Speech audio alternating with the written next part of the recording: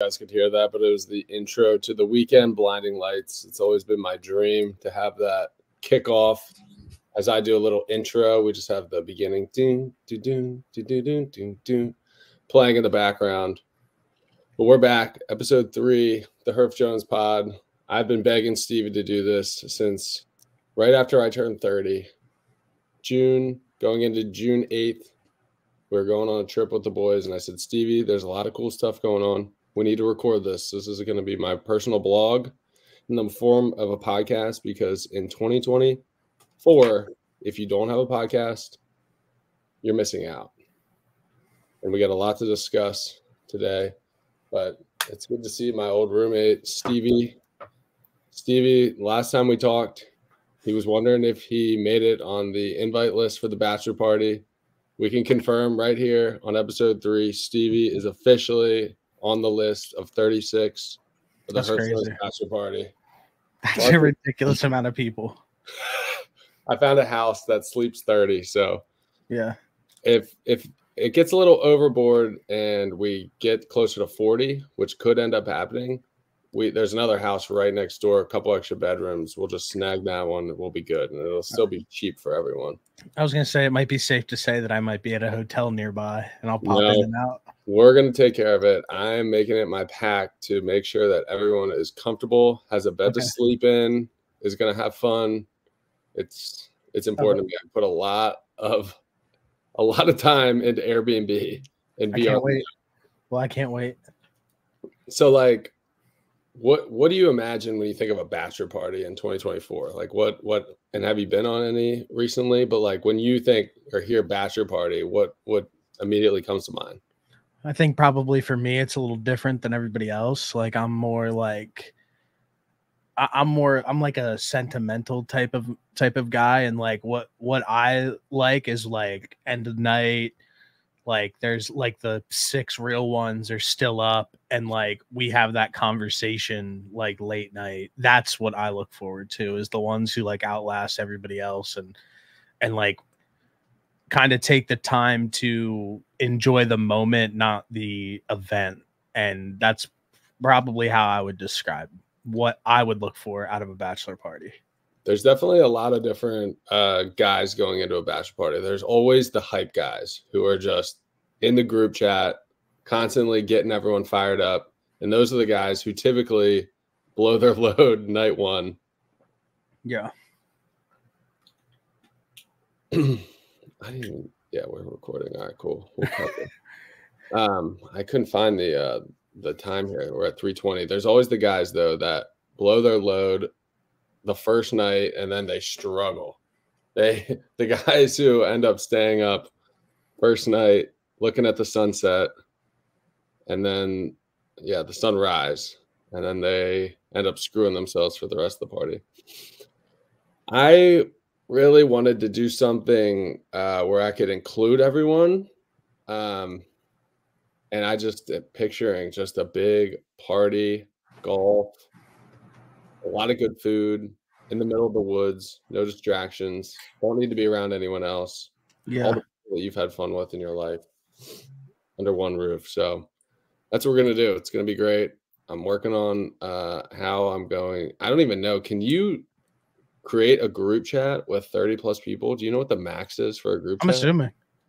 I'm assuming so.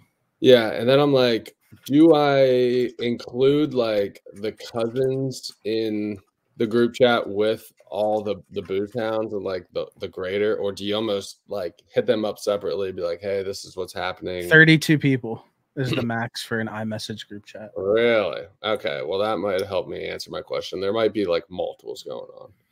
You and Sprack will obviously be in the grader group chat, because whatever. Hey, yeah. Hey, whatever I need to be, like, I'll be there. I'm excited. I'll definitely be fired up. But I will say though that like I'm just very, very much like going through like these life events. Like I'm more on the side of just like enjoying time with like the people. I'm not really into like anything else. Yeah, it's one of the best parts. Like you said, when it's late night and you're just sitting around a campfire, that's how I picture it. And that's when you just are like, life is good. thinking about all the good instead of the bad. Yeah, I've been there before. Yeah, that's really what I'd be looking for out of the situation. All the other stuff, it's cool, but I don't know. It's usually not for me. Are you still not drinking, or are you back on the drink? No, I don't drink ever. Really? No, I don't need to. I love it. I think that's great. Yeah, I don't need to drink. I mean, in the business that me and you work in, it's probably encouraged to drink, but like I don't really give a fuck. Like I'm not really into that. Yeah. So now that you're in back in the political world, does that mean you're going to pick up golf? Yeah, I already had the conversation with Christian, and it was heavily encouraged for me to buy a set of clubs. You gotta. If I were Christian, I would buy it for you, probably. Yeah. Hey, maybe I'll have the conversation with him. I think I should text Christian and be like, Christian, just get Stevie a $500 gift card to Dick's. Tell him to go pick up a decent club. Get him some outfits so he won't look like an idiot out there. Nah, I just went. So my old job just gave me like they paid me out like pretty hard. You were there for like 3 months. Yeah. They gave me a nice little check like on the way out for sure. Got a severance? Not a severance, but I got paid 15 days of PTO, my commission check for September, and 2 weeks of work, and got it all piled into one. So like, yeah, like I'm going to King of Prussia this weekend. I'm getting a few suits. I'm getting a few like golf outfits. Like I'm gonna get taken care of, because I definitely like need some clothes to match the attire. Hit me up if you want to go to King of Prussia together.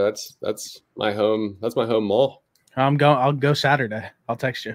I'm free. I got nothing to do. I did want to apologize to you, bro. I have had so much stuff going on in my life that like it's just like I was just busy, and I have my own YouTube channel that I'm growing as well. I'm over 100 Scary Hours Studio. I'm over 100 subscribers now, over 100 videos. I've been like absolutely just like demolishing content. Like I did it all summer. Like literally was recording like 3-4 days a week, like just putting videos out like every single day, editing it, filming it, editing, writing it, making the thumbnail, description, title, the whole nine. And that was taking up the majority of my time, and some like personal stuff as well. So I was just all over the place. So I did want to apologize. And I got a new job.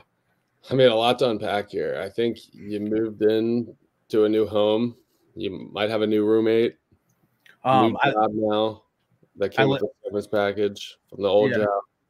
Crazy. Scary Hours is booming, over 100 subscribers. Is it all about subscribers in the YouTube world? Is that like is that what they care about in YouTube? So the way probably views, subscribers, likes. What I'm focused on is like the analogy I always use is like, can I get 1,000 subscribers, and will 500 of them like me so much that they will buy a t-shirt or a hat whenever I want to drop it and sell out of that?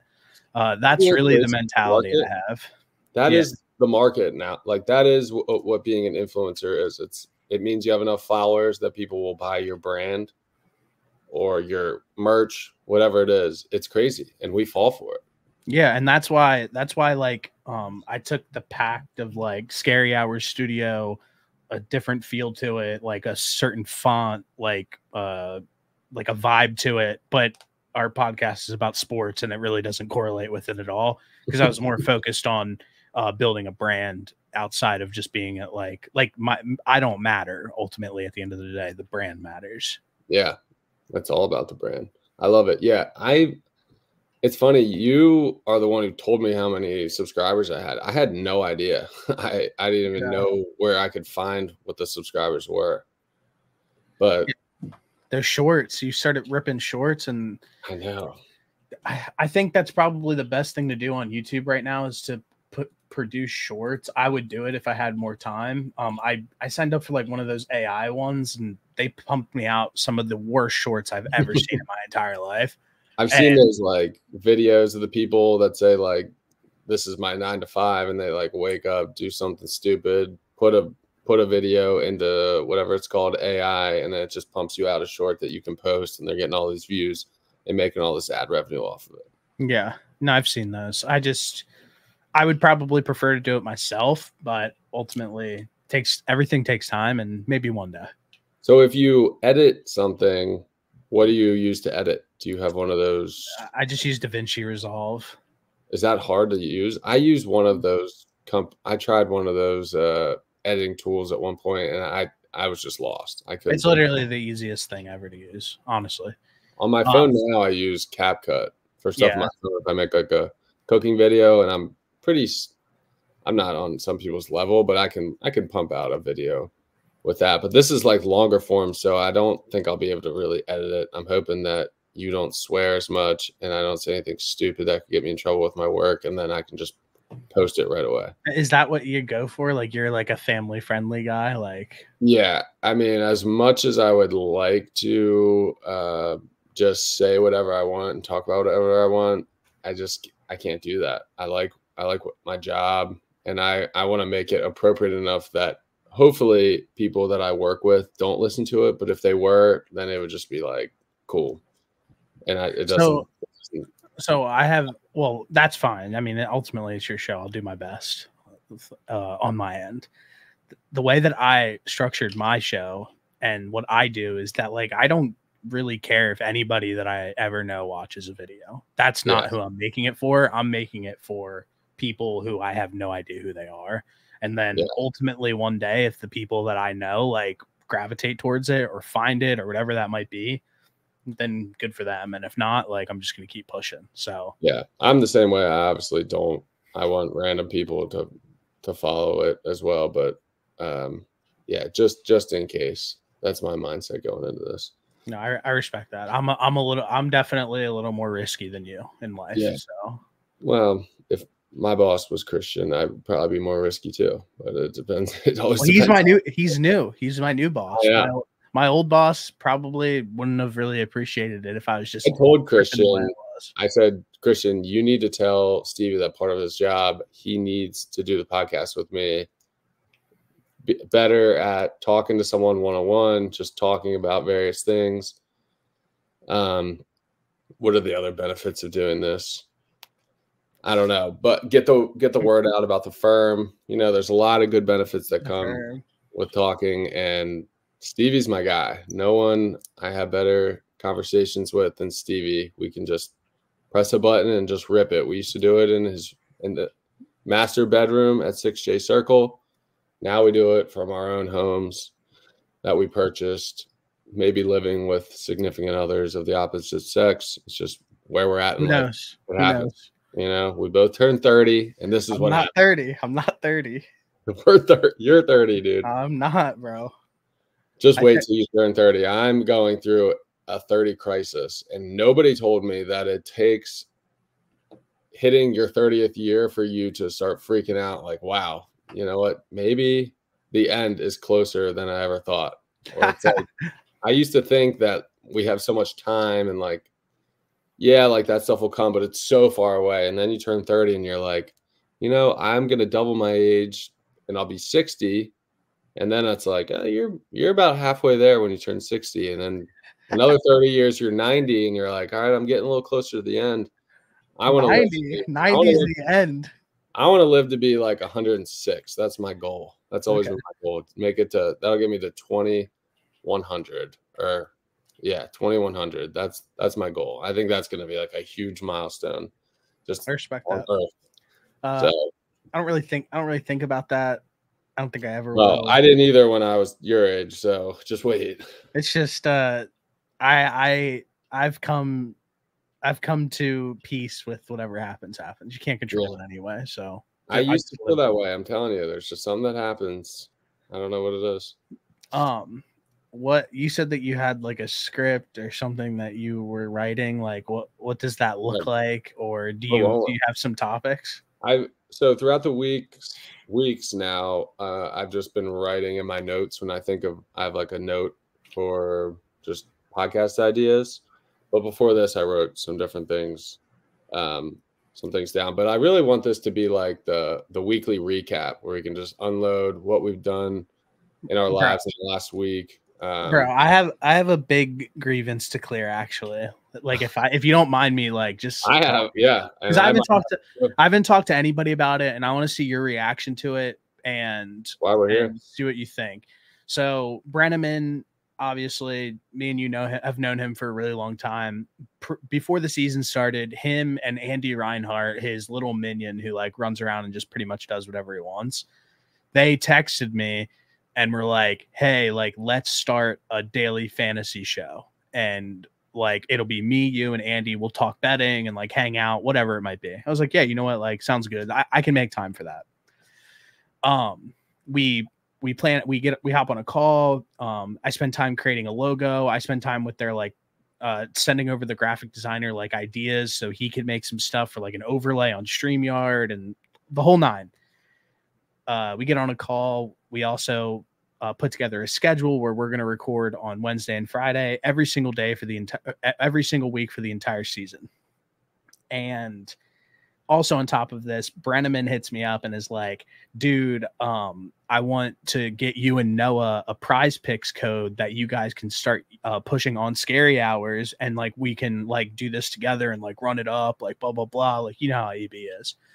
The season comes around. Adam ghosts me. We don't do the daily fantasy show. He never gets me a Prize Picks code or anything like that. And I just wanted to hear I wanted to hear your opinion on that. And two, what was the purpose of Adam? Because I didn't approach him and ask for anything. What was Adam's purpose for coming to me, offering something, and then just like completely falling through on it? And then like, he hasn't really talked to me since.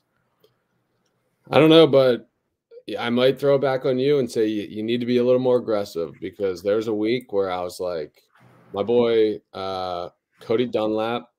Cody runs sports betting education. He's one of those guys who posts about how much money he's making. He posts all his bets. He hits a lot. He runs a school. He gets referrals anytime someone signs up with his codes. And one day I was like, F it. So I hit up Adam. I was like, Adam, get me a code. He's like, all right, I will by the end of the weekend. Didn't get me the code. Then Monday came around. I hit him up. I was like, I want the code. I'm ready to go with Prize Picks. He got me one. So use code Herf Jones. It's like you get an automatic $50 if you sign up for my code. I don't know the whole lingo you're supposed to use. But here I'll Reinhardt end up starting his own show though.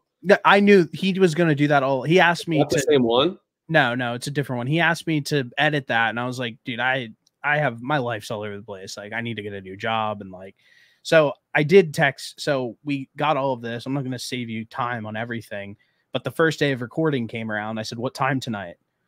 And that was early in the morning. Then they never responded. Then I said, are we shooting tonight or no? Didn't respond. Texted again. A simple yes or no would suffice so I can figure out what my night looks like. Yeah. No response. Day one of shooting already failed. Going to be a long season.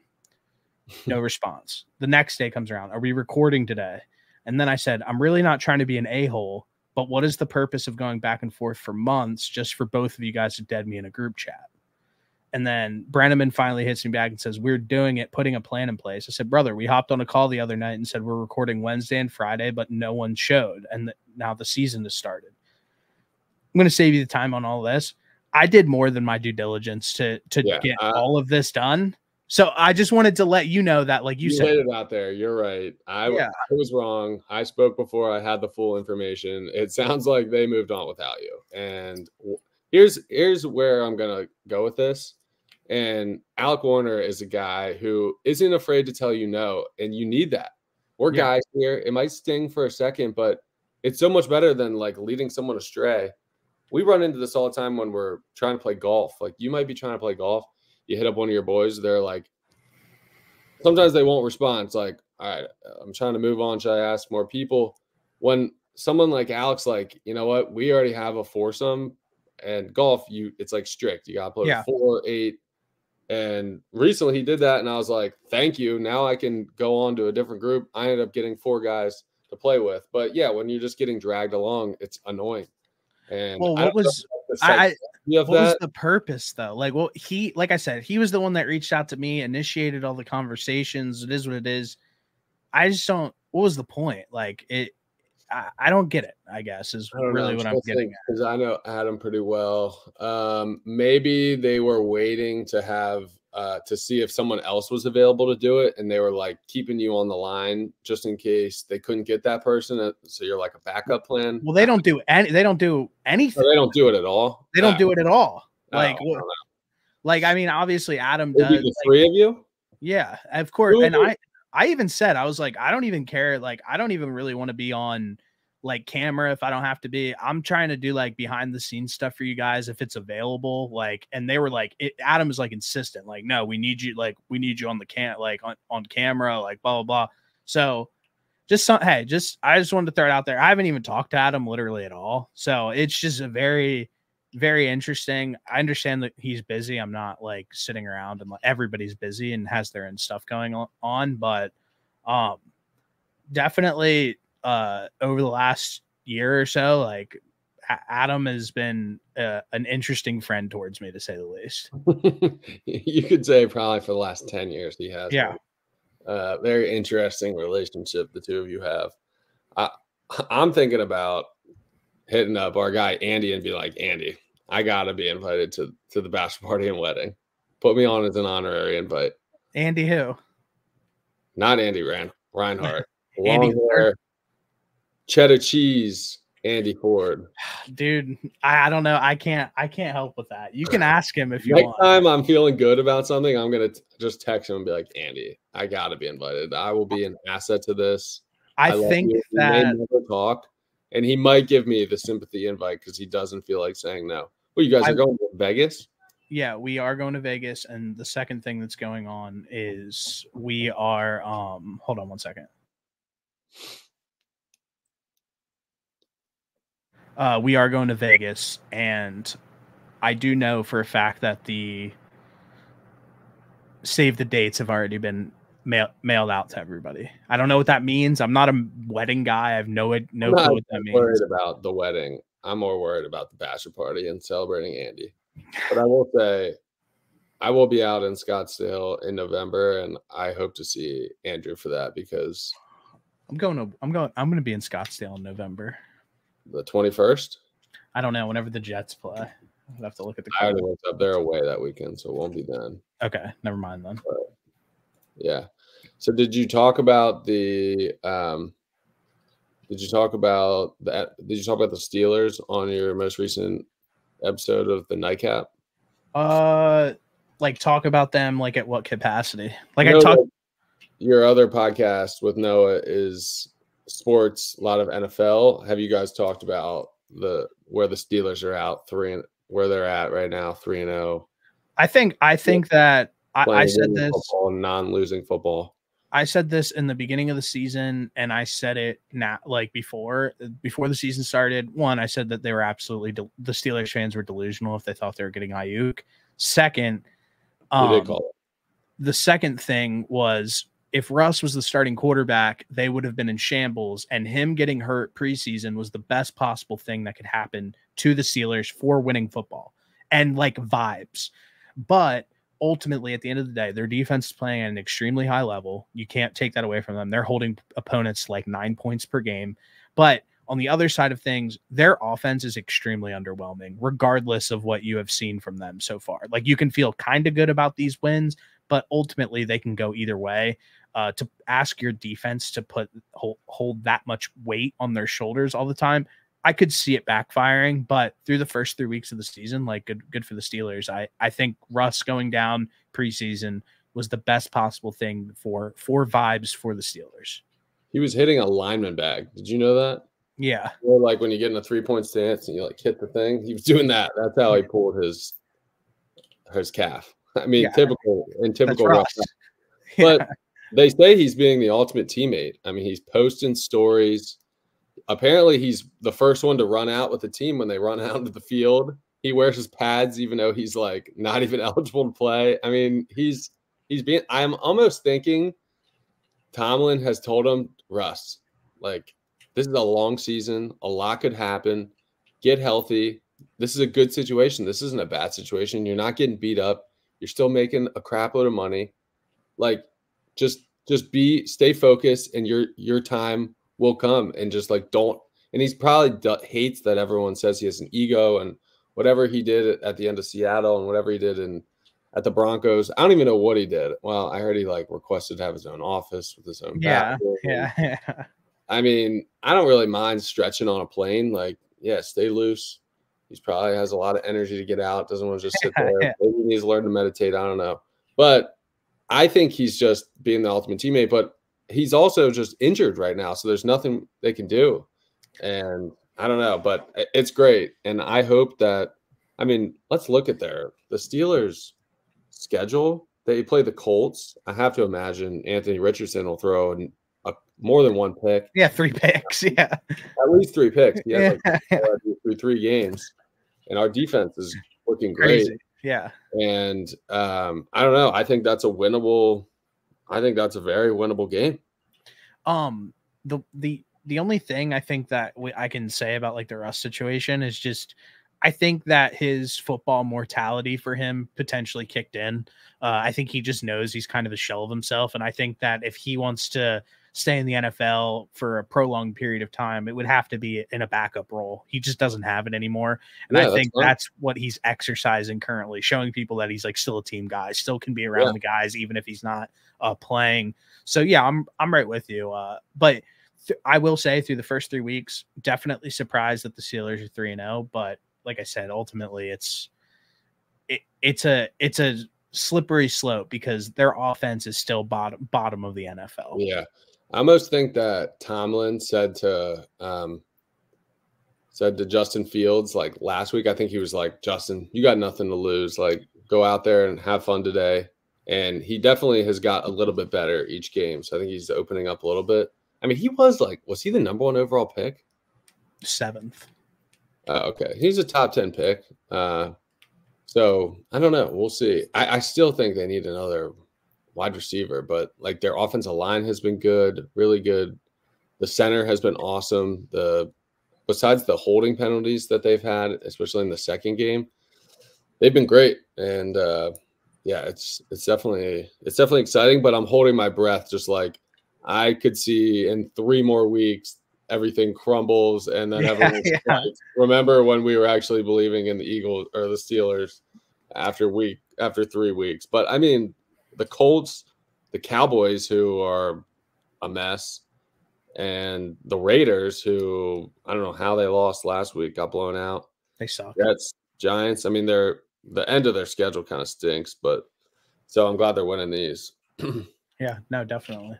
It's fun. Who's your like Super Bowl prediction for this year?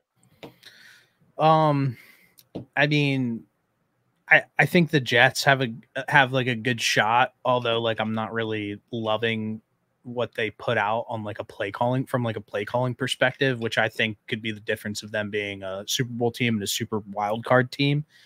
But for the NFC, can I look at a list of teams here real quick? Yeah, happy to allow it. I mean, the Chiefs. I just think they've really been getting lucky in the first 3 games. Is it? I mean, it's pretty crazy. I mean, they get officiated differently from like a basketball team in the 90s when like during the Stern era. Like how they get officiated is just completely different from the rest of the NFL, and it's so obvious because calls that were calls for them on previous weeks.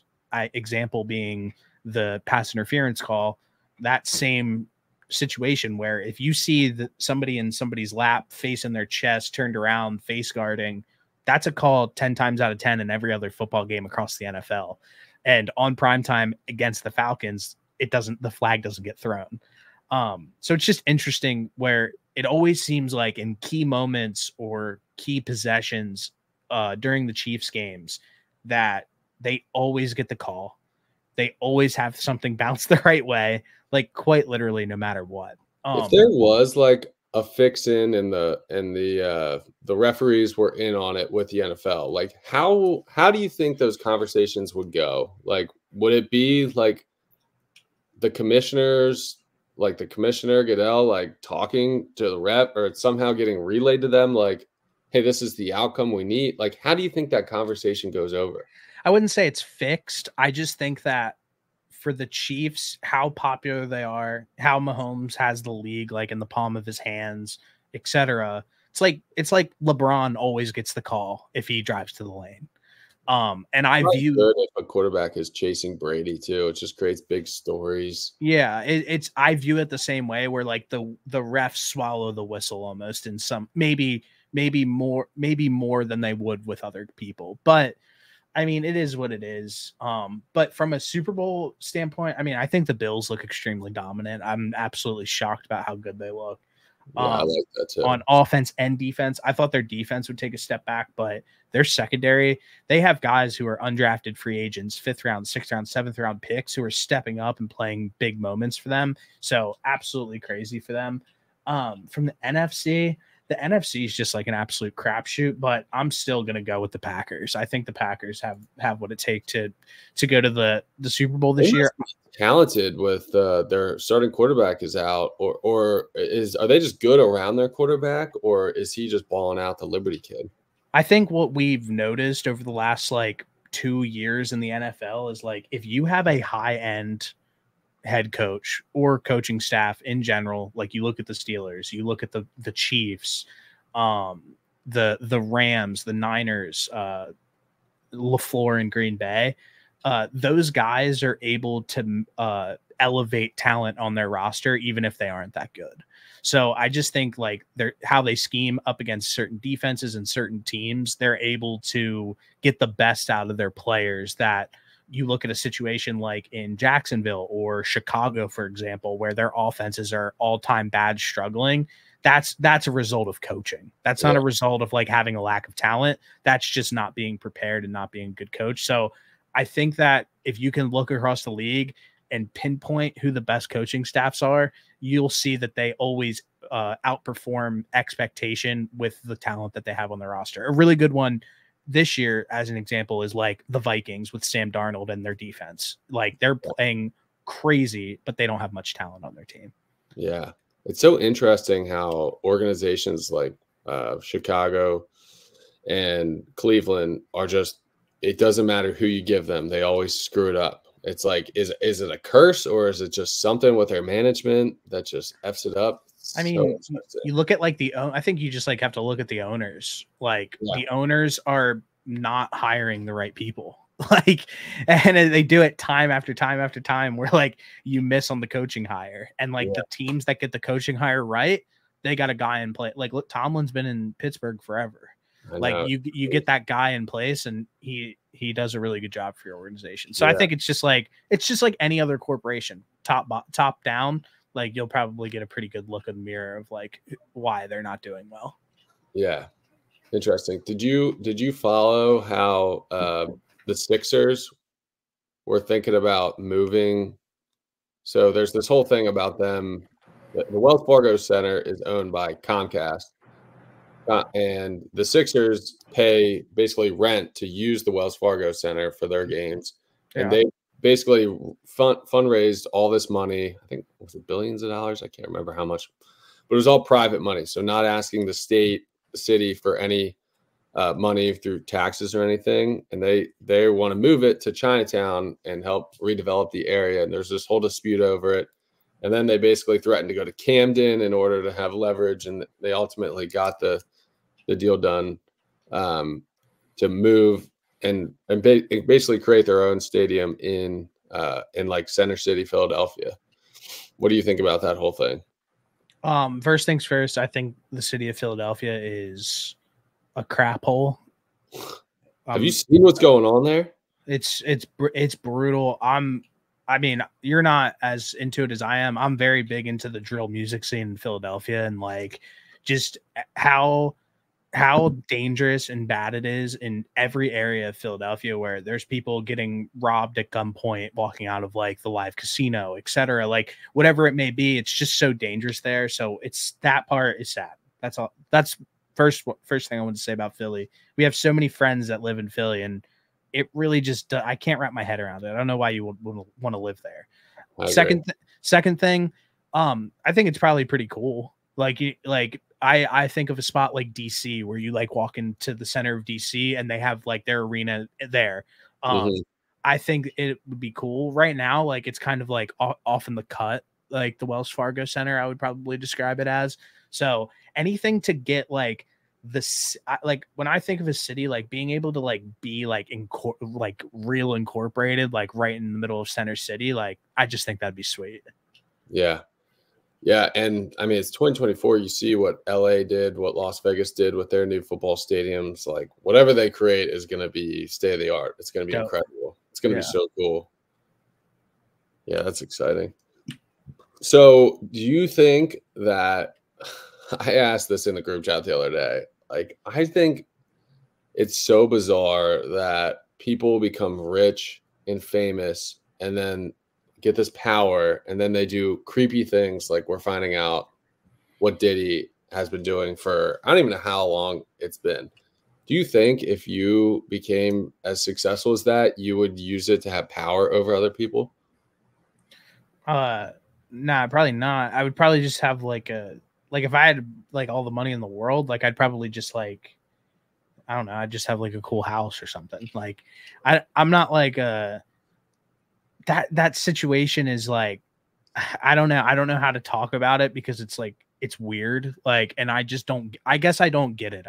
In my head it doesn't make sense. Where it seems you're like having all these parties and people are like willingly coming in and out, and like if like think about all the people who've been incorporated with Diddy over the years, like LeBron, like some of the biggest figures in media and sports and everything like that. Justin Bieber. If something that bad was going on for that long, like what took so like why does it take 30 years to shut a situation like this down when it should take like 6 months? That's where like I'm always so perplexed by that. I don't know. I mean, Kanye's saying that Diddy was a Fed, so like he had people protecting him so that nothing could happen. I mean, there's all kinds of different. I mean, it's interesting, and I'm praying that, like, with what was his name, who ended up hanging himself, who had the island, Epstein. We never got to find out everything because he offed himself, and we never got to interrogate him. Like, I'm praying that it all comes out and we figure out who was like doing creepy stuff, because that would just be fascinating, and it might just prove that Hollywood is just a weird cesspool.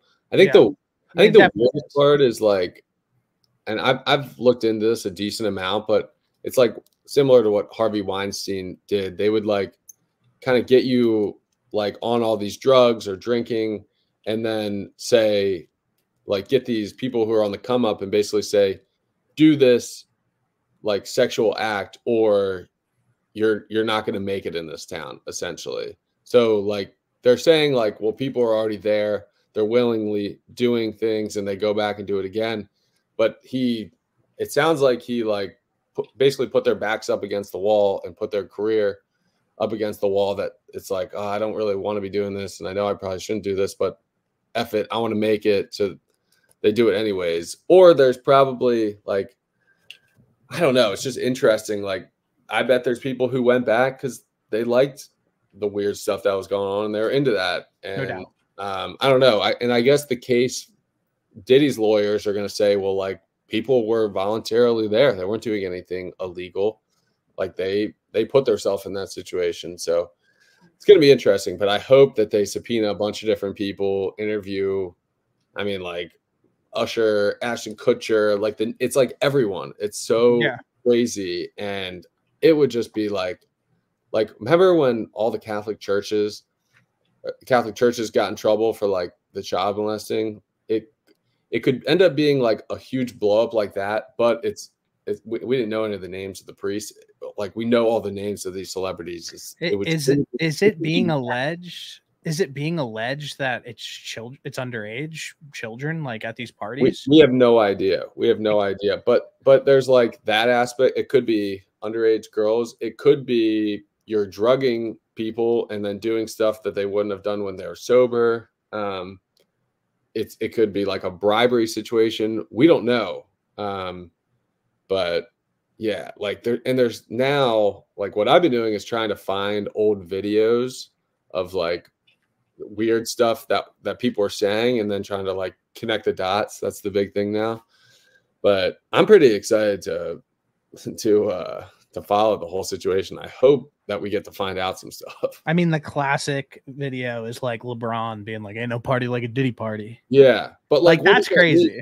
Like I'm sure not every party was like weird, right? Like maybe LeBron was at the parties, and then they say like the real party starts later, and he would leave. Who knows? Guilty by association. That's what we're hopefully going to find out. But one thing that I've been, I don't know if you know who he is. His name's DJ Vlad. He's very big in like the hip hop space, and he like interviews all these rappers and like all these people. And something that he said was what they got Diddy on was, if you fly a girl out, like a woman, whatever, and take her to dinner, take her shopping, whatever that may be, and then have sex with her and then fly her back home, like that's considered sex trafficking, human trafficking. So they probably have him on like a ton of counts of that. Oh my gosh. Yeah, that's interesting, because you're not like paying them cash directly, but you are indirectly paying a bunch of things. So yeah, that's interesting. I feel like there's a lot of normal dudes out there who do that.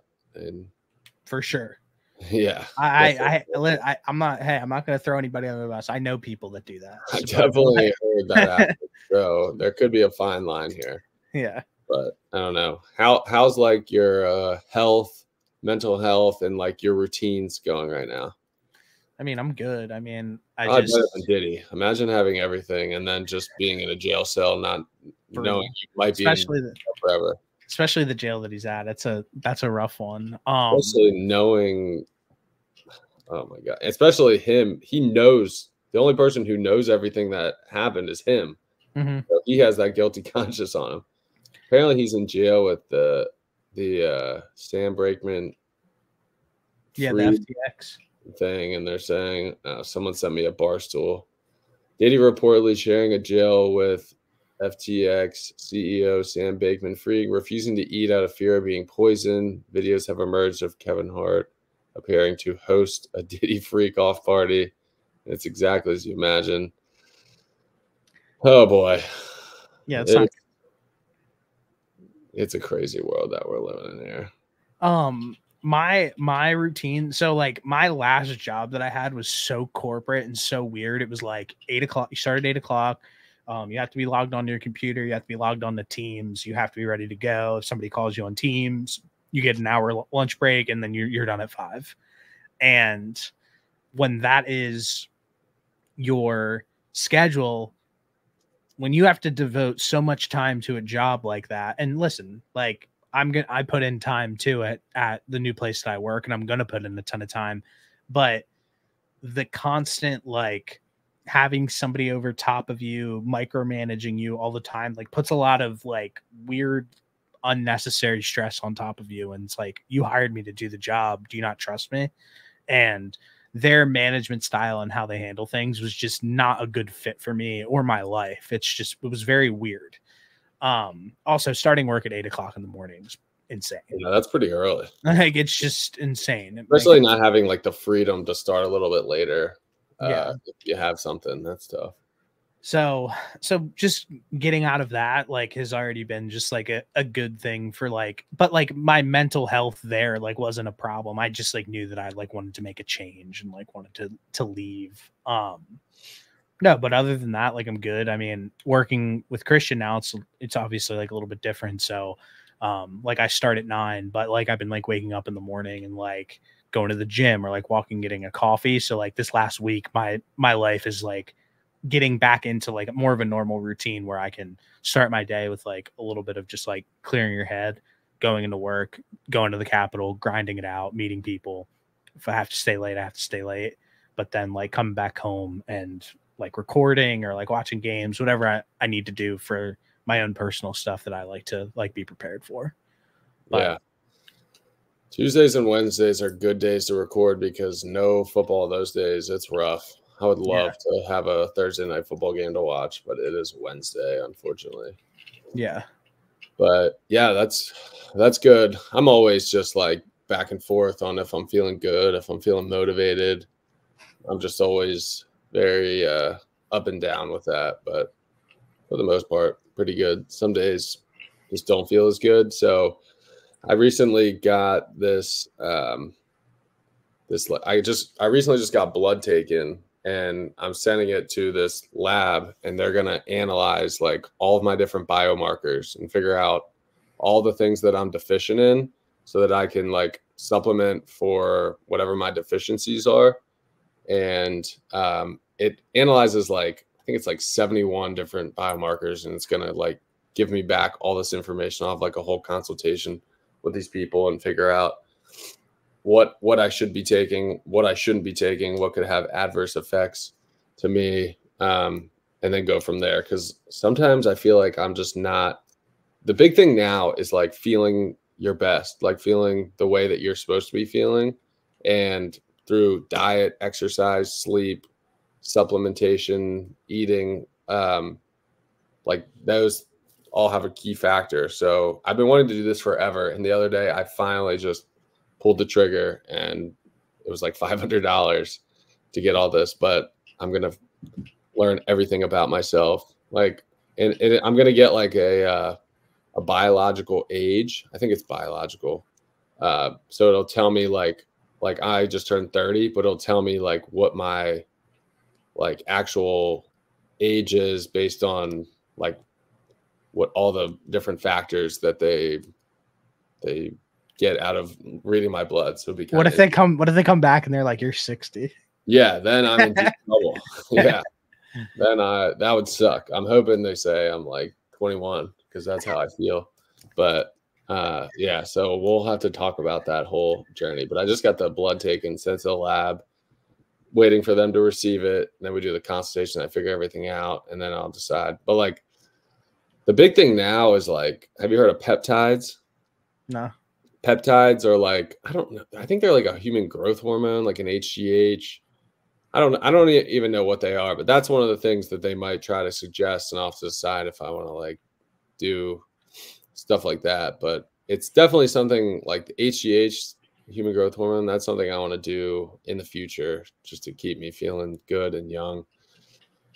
But yeah, I don't know. I'm just trying to feel optimal all the time. I just struggle with.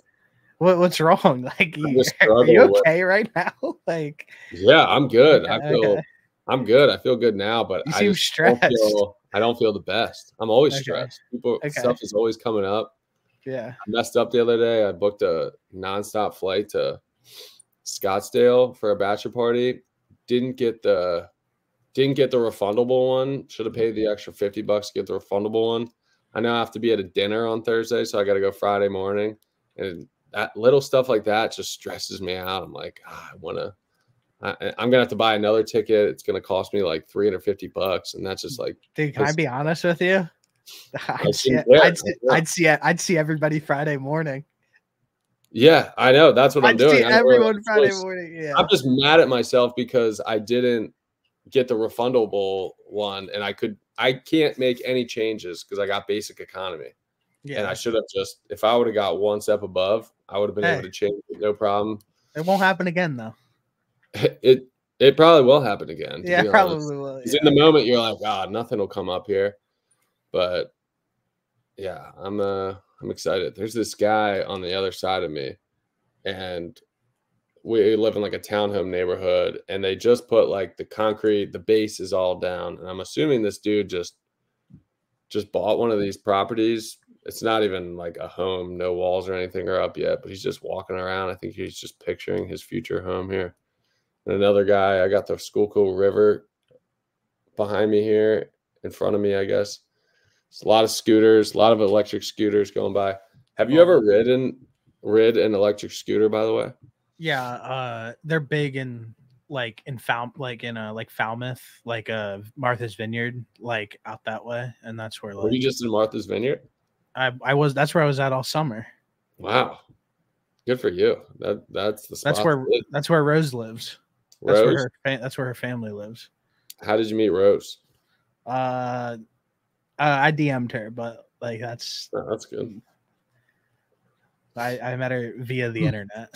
So she doesn't live in the 717. She does, yeah. Her family lives in you said, in why would I Massachusetts. be here in the summer instead of being up in Martha's Vineyard? Correct. So you guys spend most of your time up there. That's good. My boss was just up there. He said his quote was, "There's rich people, and then there's people who have a home in Martha's Vineyard, rich type of people." Yeah. It's pretty bougie. It's nice. It's calm. The private beaches are nice. The restaurants are really good. The women are like ridiculously attractive there. That's good. It's just like it's really different there. That's really all there is to it. Yeah. That's where we want to be. If you've never gone there, you and Morgan should head that way. One of these summers. If it's so relaxing and enjoyable, bro. Like you would love it. We're trying to figure out where to go for our honeymoon. That's like we have a lot of the wedding stuff done. And like a lot of the bulk things. We just did our engagement pictures. So after that, we'll do the save the dates. I'm ahead of everything. I have my whole list, everyone's address. Like I got everything. I got my whole list down, because when you're going through this wedding planning, you do not want to be someone who's not contributing, because you will get chewed out for that, because it's already stressful. The girls get a little stressed about it, and then that just makes it worse. So I'm ahead of the curve with things like that. That's good. Yeah, that's where you gotta be. Last night I texted Carp, and I was like, Carp, I just need you to trust me. I should have texted you or Schuster or FEMA.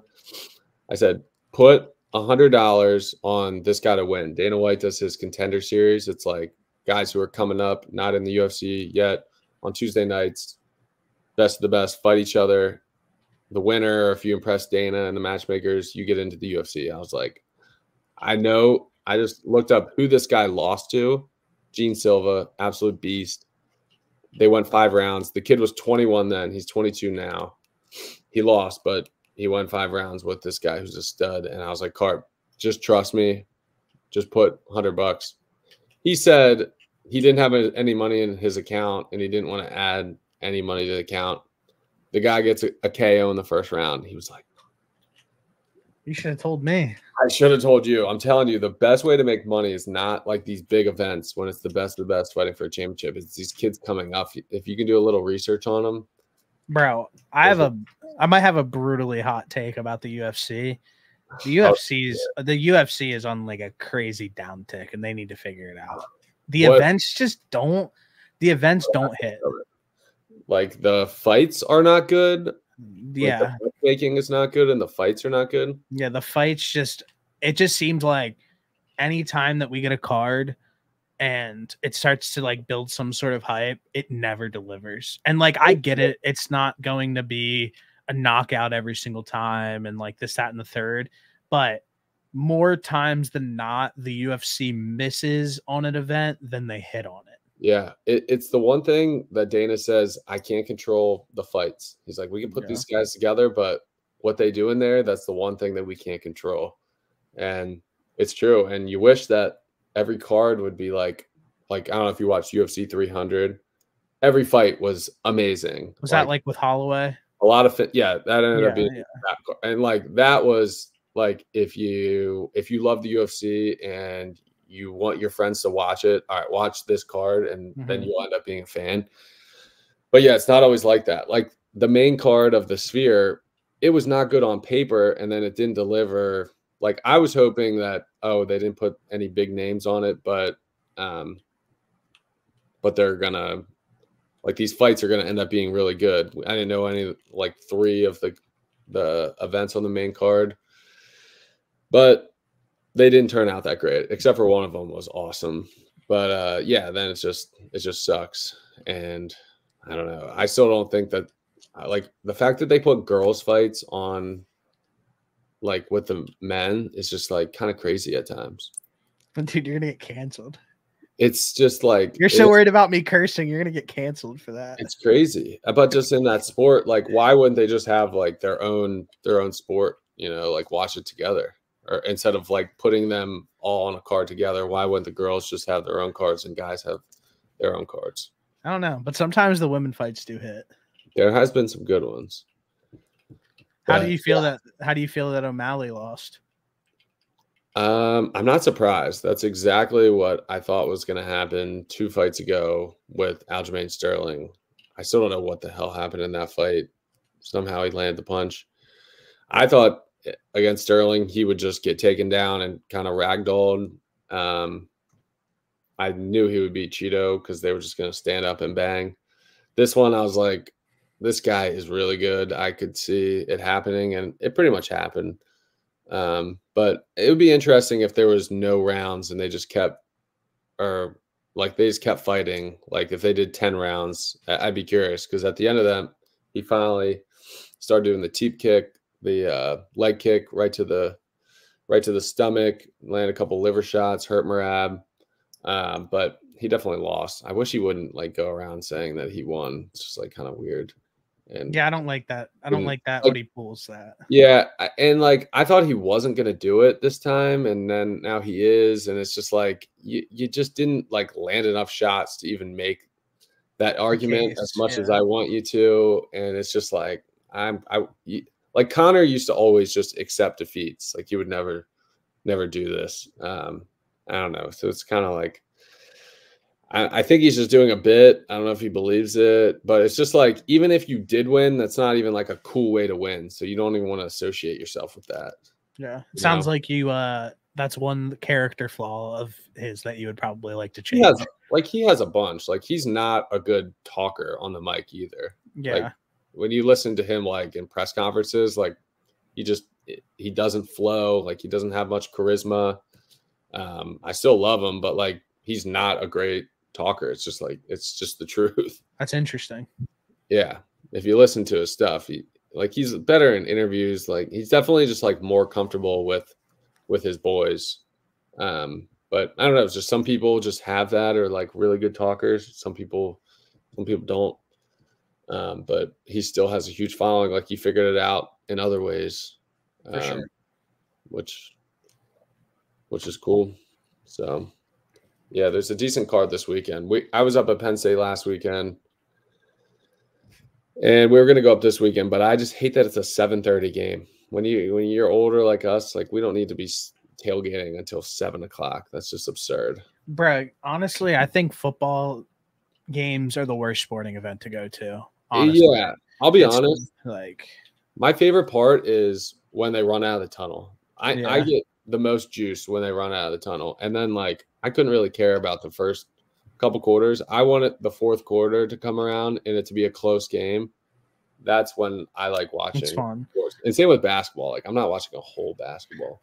And also, like, there's really no reason to go to Penn State games. They don't play anybody. They just blow everybody out. It's not fun to go to.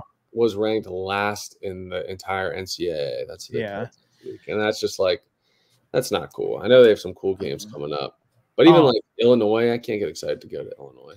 Me and you have obviously gotten the opportunity to go to a ton of big games. Like I've stood on the sideline for NFL games, college games, box, whatever. It's the worst sporting event to go to live. It's not close.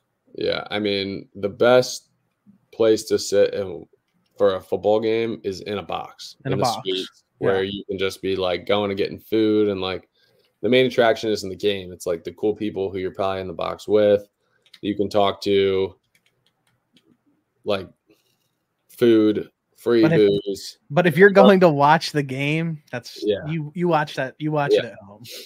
The game that I want to see once in my lifetime, I want the Steelers to play the Eagles. That's like my dream come true would be Steelers Eagles. I don't care how much it is, where it is. I'm going to that game. That's like one of my dreams in life. That's a good one. That would be freaking awesome. All right, what do you have for dinner tonight? I don't know yet. I got to figure that out. Yeah, Morgan's doing a class tonight. I think Tuesdays, Wednesdays could be our days, or just hit me up on a whim. I'll be blowing you up. Just tell me no if you're not available. This is what you need to do. We're gonna get this thing rolling. This is what you need to do. You need to go on Fiverr, and you need to get a background of your choice. I know. Not if it's one of like you like a real background, like you don't like this thing behind you, get that, but also an overlay for StreamYard, so like you have like your branding on it. Let's say. I know. I was trying to. There's like a plus button to add a new layout or edit layout, and I want to add like a logo or something in there. Yeah, go and get one made with they'll make the right dimensions and get you right. Just give them your logo and kind of like loosely what you want. The second thing, you get a microphone. Dude, I have a microphone. I forgot to plug it in. It's right Okay. here. I have Okay. the good door one. Does my audio sound terrible? I mean, no, it sounds fine, but I mean, if you have a microphone, definitely use it. Yeah, I have the good microphone. I forgot to hook it up. Okay, cool. Let's see what this sounds like. So yeah, what else? Those are two pretty easy things to do. Can you get a webcam?